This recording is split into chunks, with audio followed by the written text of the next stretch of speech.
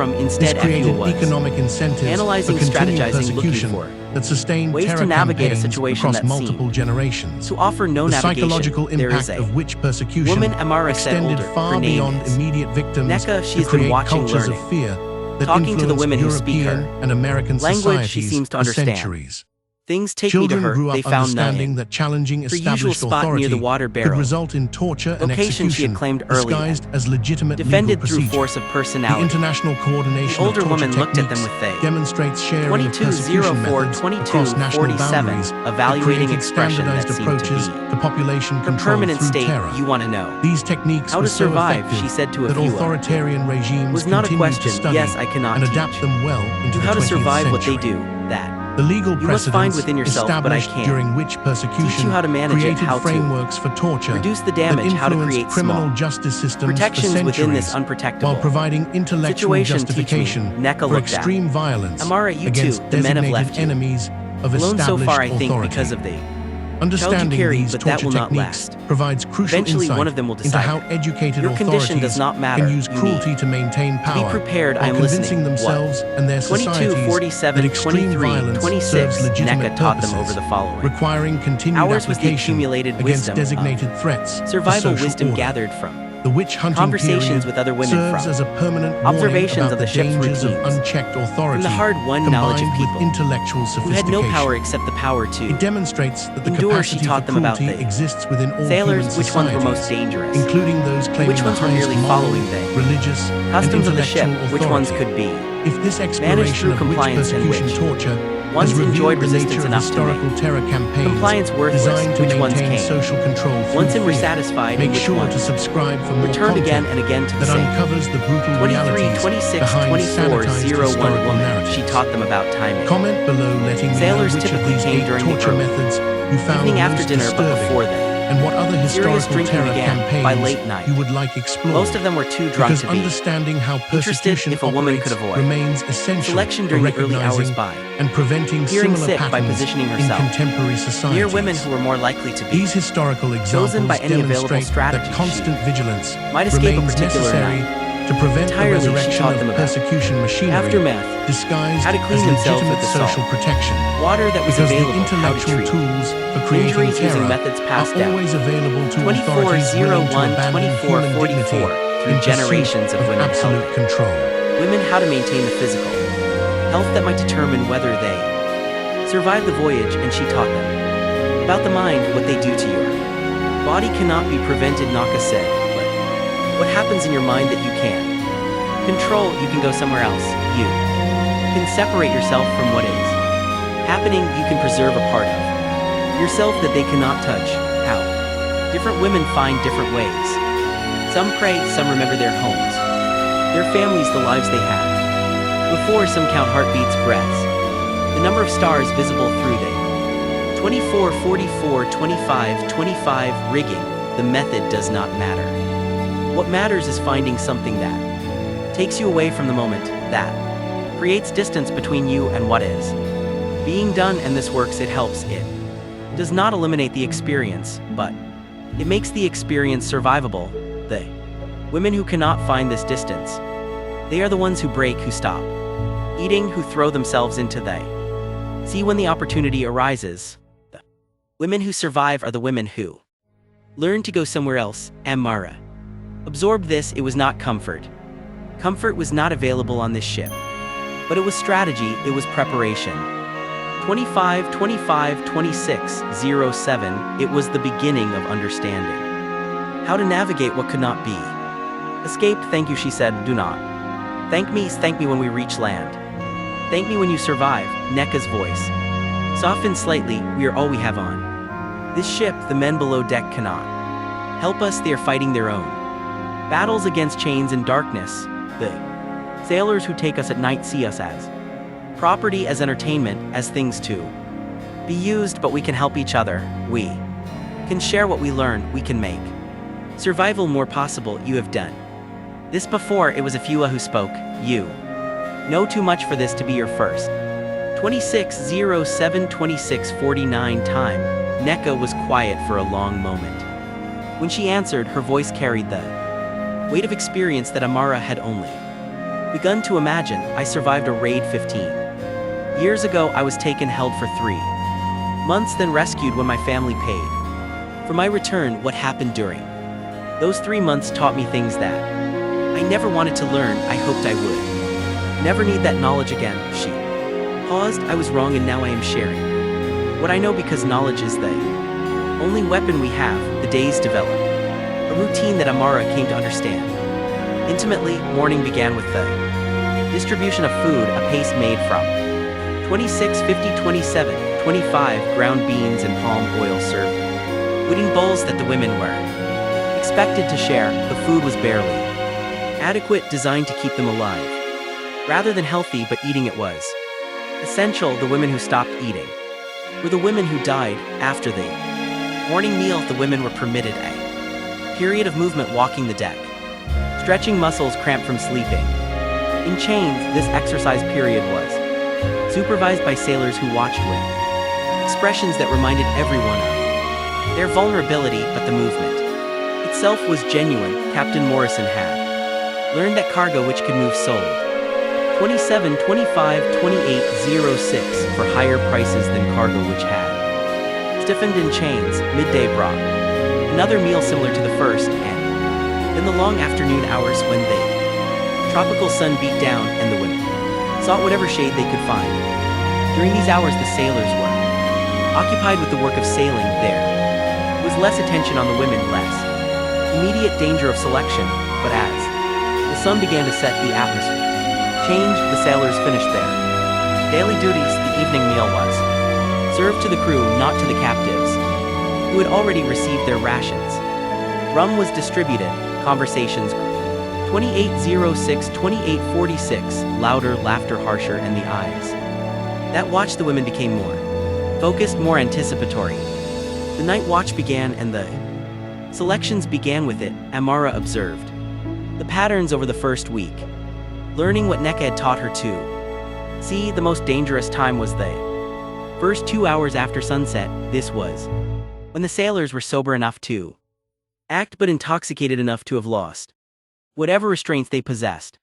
During daylight, during these hours, the selections happened rapidly. Sometimes 5 or 6 women taken within the first hour. The safest positions were at the 28, 46, 29, 24 edges of the women's area near the bow, where the spray made sleeping uncomfortable, or near the hatch covers, where the proximity to working equipment made access awkward. Women who secured these positions were less likely to be selected. Women in the center, easily visible and easily accessible, were taken most frequently. Some sailors had preferences. The red-haired man who had taken a few on the first night preferred women who resisted. He sought them out specifically, seemed to enjoy the struggle that preceded what he did. Other sailors preferred compliance. They selected women who would not fight, who 29, 24, 30, 01 would make the experience quick and uncomplicated. Learning these preferences and positioning oneself accordingly could make the difference between being selected and being passed over, and some women were taken by the officers.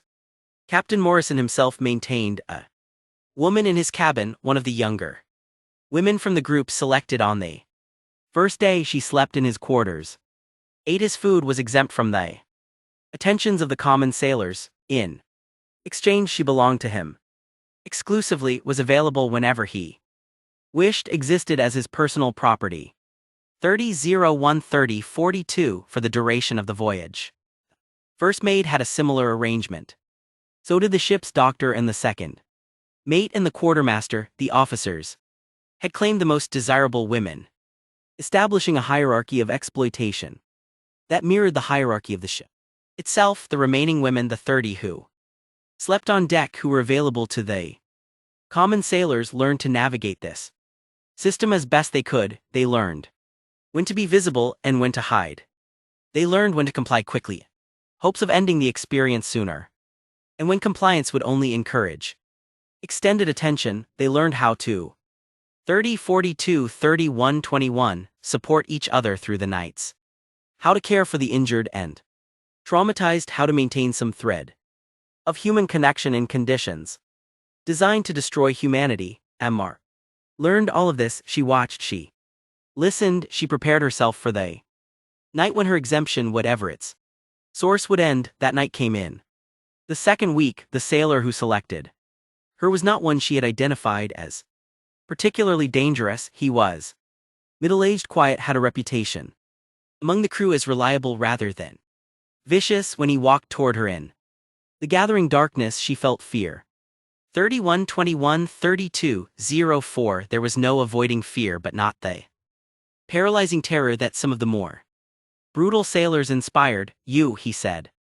Gesturing for her to rise, she rose. She did not resist. She had learned from watching others that resistance with this particular man led to nothing except extended violence. He led her to a corner of the deck that she had seen used before, a space between cargo containers that offered minimal privacy, but was apparently sufficient for the purposes at hand. He positioned her as he wanted. He began to do what he had come to do, and Amara went somewhere else. She thought about her village, the 32-04-32-45 house she had shared with her husband, the two children who had been torn from her arms. Where were they now? On another ship, sold to different buyers.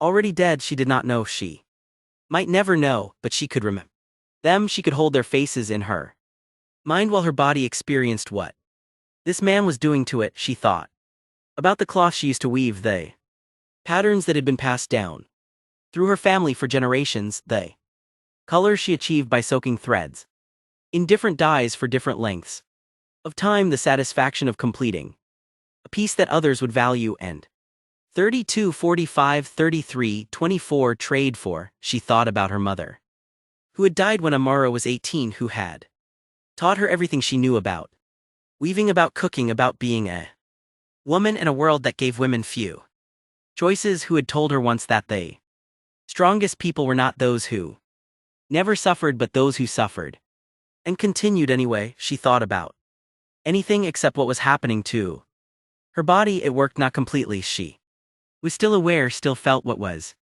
being done, still experienced the violation that no mental distance could entirely eliminate, but she was not fully present. Part of her was somewhere 33-24-34-05 else, somewhere this sailor could not reach, somewhere that remained her own. When it was over, it did not take long. Perhaps 15 minutes, the sailor returned her to her place among the other women.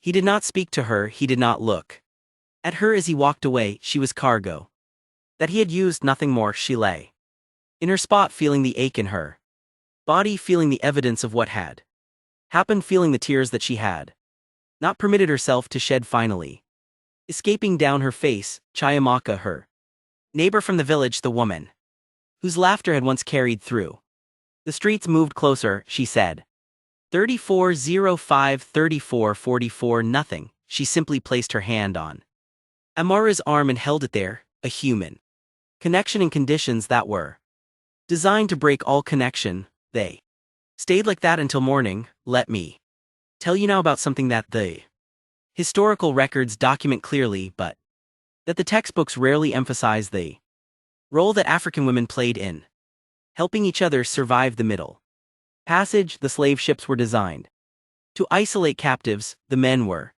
chained below deck, unable to communicate with each other effectively, unable to organize any form of collective action. The women on deck had 34-44-35-21 more freedom of movement, but they were from different ethnic groups, spoke different languages, had no common identity that might unite them. The system was supposed to prevent solidarity. It was supposed to keep each captive alone, vulnerable, unable to find strength in others. It did not work as well as the slavers hoped, despite the language barriers, despite the tribal differences, despite the trauma that made communication difficult. The women found ways to help each other. They shared food when rations were inadequate. They cared for the sick when 35-21-36-01 disease swept through the ship.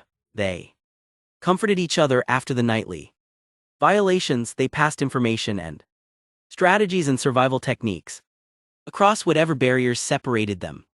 On the Henrietta Marie, this network formed quickly. Nika was its center, the older woman whose experience gave her knowledge that others needed, whose strength of personality allowed her to organize and direct without formal Authority, but the network extended. Beyond her, women who spoke the same languages translated for those who did. Not women who had particular skills. Knowledge of healing plants, ability to 36013641 read the sailors' moods, talent for finding hidden spaces, contributed what they could, the network could not. Prevent what happened at night, it could. Not stop the sailors from coming, could.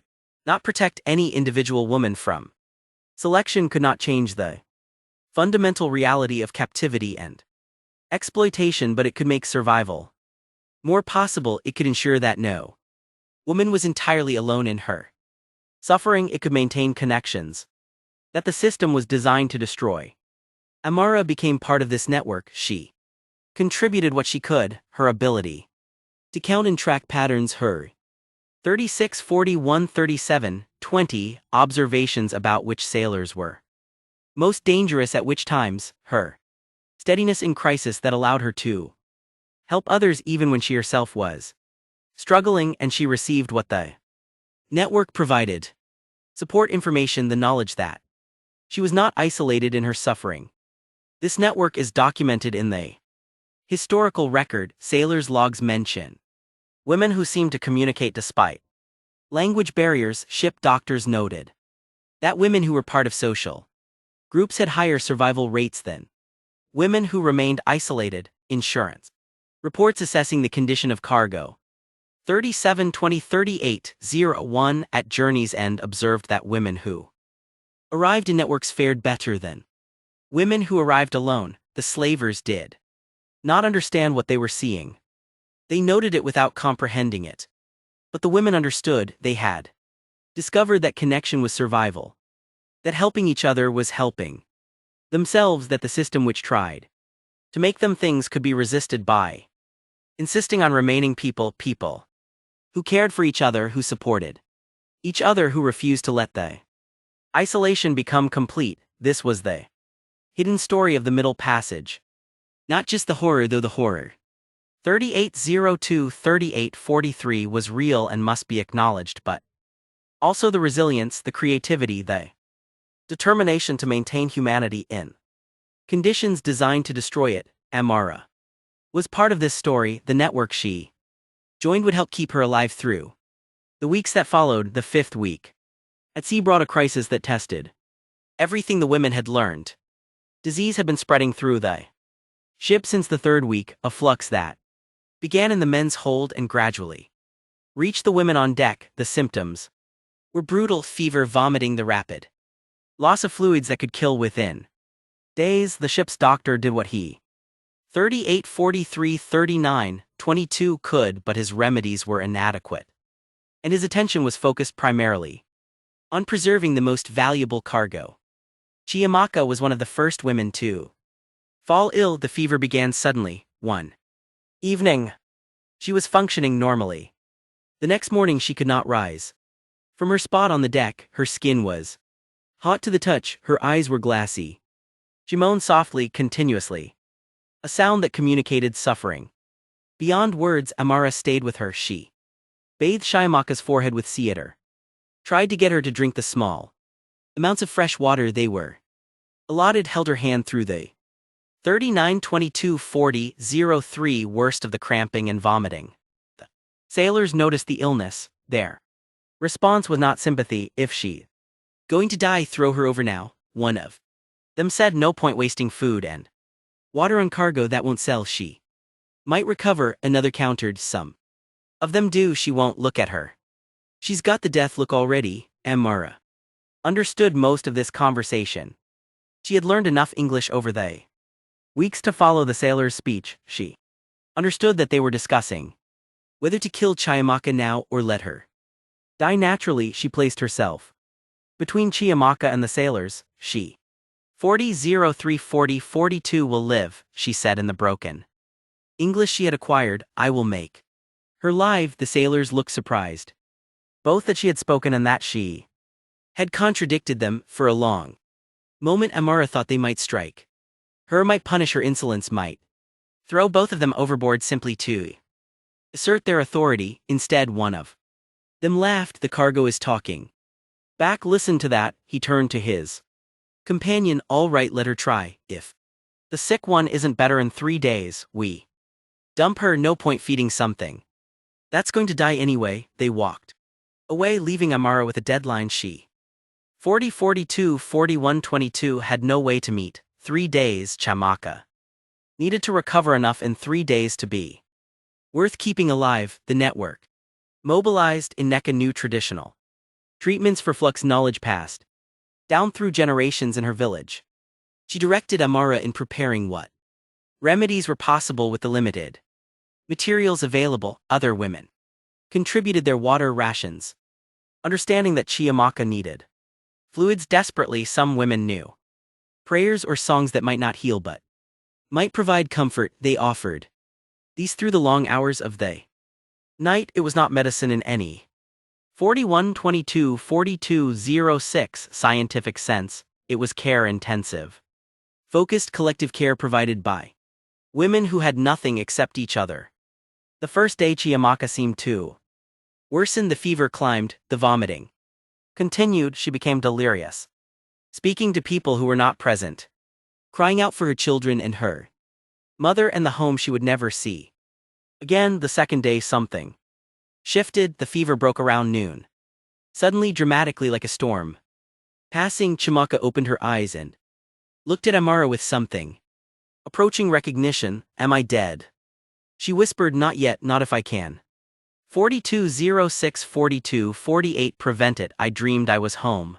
I dreamed this was all a nightmare and I would wake up and everything would be normal. I know I have had the same dreams, but I woke up here. Yes, but you woke up. That is what matters. You woke up and you will keep waking up, and eventually this voyage will end and we will find a way to survive whatever comes next. The third day, when the sailors came to check whether their cargo was worth keeping, Chayaka was sitting up. She was weak, desperately weak, barely able to support her own weight, but she was alive. She was conscious.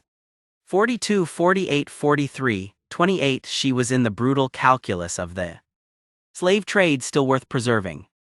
Well, the sailor said, looking at her with something that might have been surprise. The cargo recovered. Who would have thought? They walked away. Chiamaka was permitted to live. It was a small victory.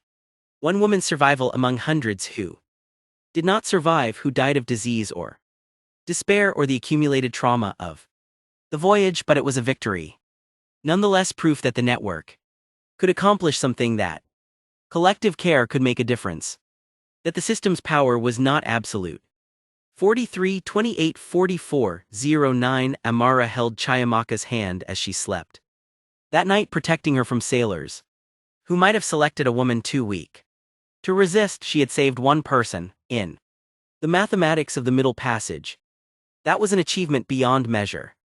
The voyage lasted 47 days, 47 days from the coast of Africa to the island of Jamaica, where the Henrietta Marie would deliver its surviving cargo to the slave markets of the Caribbean. 47 days of disease and death, of nightly visitations, of the slow grinding horror that the Middle Passage inflicted on everyone who experienced it. Amara counted the 44-09-44-47 deaths. It was the same habit that had led her to count the women when they boarded, a way of imposing order on chaos, of maintaining some connection to reality. 14 women died during the crossing, some from disease, some from despair. Women who stopped eating, stopped responding, simply stopped until their bodies followed where their spirits had already gone. One threw herself into the sea during a rare moment of reduced supervision. Her body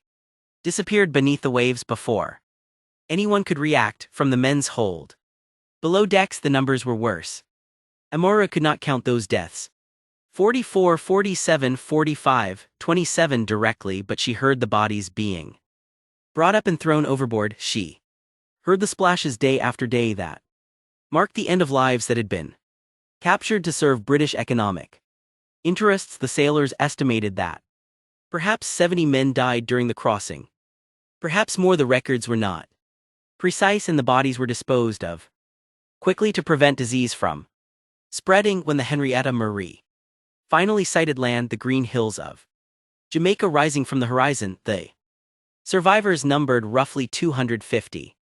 250 people out of more than 350 who had boarded, a loss rate of approximately 45, 27, 46, 10, 30% considered acceptable by the standards of the trade. Acceptable. The death of 1 in 3 human beings was acceptable because the profits from the survivors still exceeded the costs of the voyage. This was the calculation that drove the Middle Passage. This was the mathematics of human suffering that built British wealth. But I am getting ahead of the story. Before the arrival, before the slave markets of Jamaica, there is one more night at sea that I need to tell you about. The night before landfall, the women knew the voyage was ending. They could see the change in the sailors' behavior, the increased energy. 46:10, 46:49, the anticipation of shore leave and payment, the subtle shift in attention away from the cargo and toward what awaited them on land. The women also knew what landfall meant for them: sail, separation, the beginning of lives in slavery that might be better or worse than what they had experienced on the ship. The uncertainty was almost as terrible as the certainty of the voyage itself. That final night the network gathered. They could not all be in one place. The sailors would have noticed and suspected conspiracy, but they gathered in small groups, exchanging words across the darkness, maintaining 46, 49, 47, 32, the connections that had kept them alive. Neka spoke first, her voice carrying to those nearby, her words passed along to those beyond hearing range. Tomorrow we will be separated, sold to different buyers, sent to different places. We may never see each other again. We may never know who survives and who does not. Silence, the weight of this truth settling over women who had become in some sense family. But we have survived this voyage. We have helped each other survive it. We have proven that they cannot destroy what we are not completely, not the part of us that cares for each other, that supports 47, 32, 48, 12 each other, that refuses to become the things they see us as. What happens now? Someone asked, what do we do when we are alone? You will not be alone. Wherever you go, there will be other women who have experienced what you have experienced, women who survived other ships, other voyages, other horrors. Find them, connect with them, build networks like the one we built here. That is how we survive, not alone, never alone, together, even when together means something different than it means tonight. And if we cannot find others, if we are isolated, kept from connecting, then remember what you 48, 12, 48, 52 learned here. Remember that you survived the Middle Passage. Remember that you are stronger than you knew, more resilient than they expected, more determined than they can comprehend. Remember that survival itself is resistance, that every day you continue to live is a day they have not destroyed. You Amra listened, absorbing the words, knowing that she would carry them into whatever came next. She touched her belly where the child she carried had somehow survived the voyage. She did not know how the pregnancy had persisted through disease and deprivation, through the physical trauma of what the sailors 48, 52, 49, 35 had done, through 7 weeks of conditions designed to kill. But the child was still there, still growing, still alive. The child would be born into slavery. The child would never know freedom, would never see Africa, would grow up as property in a world that saw them as property. But the child would also carry something from this voyage, the strength that had allowed Amora to survive, the strategy she had learned, the connections that had sustained her. Child would be part of a network that began on the ship but would extend across generations, across oceans, across the centuries that separated the 49, 35, 50, 14 Middle Passage from the world that would eventually emerge from its horrors. Amora did not know any of this that night. She knew only that she had survived, that she would continue to survive, that survival was the only victory available, and she intended to claim it. The sun rose over Jamaica. The Henrietta Marie dropped anchor in Kingston Harbor, the next chapter of Amara's life was about to begin. What happened after the voyage deserves its own telling, but I will give you the outline. Amara was sold at auction. Kingston purchased by a sugar plantation owner who valued her apparent 56 health in her pregnancy. A pregnant woman was 2 pieces of property for the price of one. She was taken to a plantation in the island's interior, put to work in the fields alongside hundreds of other enslaved Africans. She gave birth 3 months later, a daughter. The plantation owner recorded the birth in his ledger. Another piece of property added to his inventory, another human being reduced to a line in an accounting book. Amara named the child Adawara. It meant daughter of all, a name that acknowledged the collective survival that had made the birth possible. The network of women who had helped Amara 36 through the voyage and who continued to help her in the new horrors of plantation life. She never saw Chayaka again. The woman she had saved from being thrown overboard was sold to a different buyer, taken to a different plantation, lost in the vast machinery of Caribbean slavery. But Amara heard years later that a woman matching Kiyamaka's description had survived into old age on an estate near Montego Bay.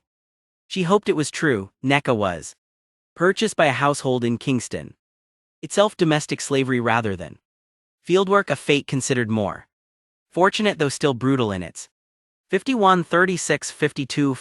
own ways. She continued to build networks to share knowledge to help other women survive. She became known among the enslaved population of Kingston as someone who understood things, who could help with problems, who maintained connections across plantations and generations. The network that had formed on the Henrietta Marie dispersed but did not disappear. The women who survived carried its knowledge into their new lives, taught it to other enslaved people, built new networks on the foundation of what they had learned. Survival strategies passed from person 59 to person, plantation to plantation, generation to generation. This was the hidden legacy of the Middle Passage, not just the horror, though the horror was real and lasting, but also the resilience that emerged from it, the determination to survive, the networks of mutual support that made survival possible, the refusal to become the things that the slavers tried to make them. Amara lived for 37 more years. After her arrival in Jamaica, she never returned to Africa. She never saw her husband or her first 2 children again. She spent her entire remaining life as property, subject to the whims of owners 52, 59, 53, 39, who saw her as an investment rather than a person. But she survived. She raised Atara and 2 more children born in slavery. She taught them what she knew: the survival strategies, the network building, the determination to maintain humanity in conditions designed to destroy it. She became part of the collective memory of the enslaved population. Her story passed down even when her name was forgotten. When she died sometime around 1793, though the records are not precise, she had outlived the Henrietta Marie itself. The ship had sunk off the coast of Florida in 1697. 53, 39, 54, 15, its cargo of trade goods lost to the sea, its crew drowned in waters that would eventually reveal the wreck to modern archaeologists. The ship was gone, but what had happened on it, what British slave traders had done to African women every night at sea, lived on in the memories of survivors and the descendants they raised to remember. What you have learned tonight is the truth that Britain preferred to forget. The slave trade was not simply an economic system. It was not simply a matter of transporting human beings from one place to another. It was a comprehensive horror that included as one of its essential elements the systematic exploitation of African women by British sailors during the weeks of the Middle Passage. Every ship that crossed the Atlantic carried this horror. Every voyage included nights when sailors visited the women's areas, when the customary liberties described in euphemistic logs were exercised against women who had no power to refuse. Every survivor who reached the Americas, carried memories of what had been done. During the crossing, this was known, it was documented, it was discussed openly among the merchants and captains who profited from the trade, and then it was forgotten, not accidentally forgotten, deliberately forgotten, erased from the histories that celebrated British maritime achievement, minimized in the accounts that acknowledged slavery's cruelty but focused on other aspects, reduced to statistics and euphemisms that concealed the specific gendered violence that was integral to the system. The ship's logs still exist, the insurance documents, the plantation records, the rare testimonies of survivors. These sources are available to historians who wish to examine them. The evidence is clear for anyone willing to see it, but seeing it requires acknowledging something that Britain has never fully acknowledged: that the wealth which built the empire included wealth generated by the systematic exploitation of African women, that the sugar and British tea, the cotton and British clothes, the prosperity that funded British culture, all of this rested on a foundation that included what happened on ships like the Henrietta Marie every night at sea. Remember Amara, remember the 23-year-old woman who was branded on a beach and loaded onto a ship, who was carrying a child she would never be free to raise, who learned during 47 days at sea exactly what the Middle Passage involved. Remember that she survived, that she found ways to survive, strategies to endure, networks of support that made endurance possible, that she carried her survival into a new life of slavery and taught what she knew to others. Remember that her story is not unique, that millions of women experience versions of what she experienced, that the Middle Passage was not one horror but many, and that among those horrors the nightly exploitation of women was constant, documented, and never adequately addressed by the nation that profited from it. The wreck of the Henrietta Marie was discovered in 1972 off the coast of Key West, Florida. Archaeologists found the ship's bell, which confirmed its identity. They found shackles, iron restraints designed to hold human beings in bondage. They found trade goods that had been destined for African markets, payment for the human cargo that the ship transported. They found evidence of a system that had operated for centuries, that had transported millions of people, that had generated enormous wealth for Britain and devastating loss for Africa. What they could not find in the wreck was evidence of what had happened to the women. The nightly violations left no archaeological trace. The trauma that survivors carried, the memories that shaped generations, did not preserve itself in the ocean floor. The specific horror that I have described tonight exists only documents, testimonies, the historical record that requires interpretation rather than excavation. But the absence of physical evidence does not mean the absence of truth. We know what happened. We know because the sailors wrote about it, because the captains logged it, because the survivors testified when given the opportunity, because the patterns are consistent across hundreds of voyages documented over centuries. We know, and we must remember, the Henrietta Marie is now commemorated by a monument off the coast of Key West, beneath the waters where the ship sank. A concrete marker was placed in 1993. The inscription reads, Henrietta Marie, in memory and recognition of the courage, pain, and suffering of enslaved African people. Speak her name and gently touch the souls of our ancestors. The monument does not mention what happened to the women. Perhaps there are no words that could adequately capture it. Perhaps the horror is too great for concrete and inscription. Perhaps the commemoration of the voyage must include in its silence an acknowledgement of things too terrible to write on monuments. But I have spoken the words tonight. I have told you what British slave traders did to African women every night at sea. I have given you Amara's story, one woman's story standing for millions who experienced similar fates. Remember her. Remember the brand on her chest, the ship that carried her, the 47 nights of the Middle Passage. Remember the network of women who helped each other survive. Remember Chayaka.